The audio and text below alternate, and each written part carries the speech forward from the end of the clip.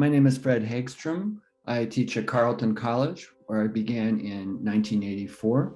Over 10 years ago, I started working on books that focused in on social and historical issues. The first one that really opened the door for me was a book called Deeply Honored, and it was about the incarceration of Japanese Americans during World War II.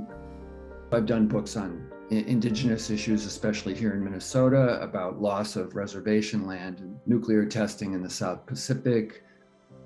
I ended up doing things in my work that I wouldn't have anticipated. And I think much of that has been because of the place where I have been able to teach.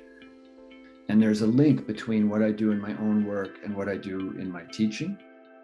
I think that phrase, careful observation, summarizes Fred's approach to art making and to teaching and how he relates to his students. Because I found as a student that Fred was always concerned with sort of our holistic experiences and the cultural context in which we were learning.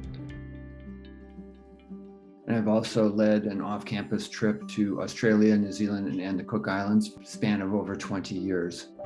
When we were away from campus, students could focus in a totally different way. As a student told me once, he said, well, it's kind of like school all the time and school never at the same time, because they were kind of immersed in it all the time. Class was really about both environmental as well as social and historical subjects. It was called the Physical and Cultural Environment. It focused especially on the experience of indigenous people under colonialism in the 3 countries that we went to visit. We lived for 3 days with a Maori tribe. The people in that tribe have become my best friends over the years, and they were incredible teachers, and they taught in a very casual way so the students could just sort of take this stuff in without it really seeming like school. And I think it was a really rich experience. At the same time, we could have fun. The idea of work and learning, but fun, was really, really important.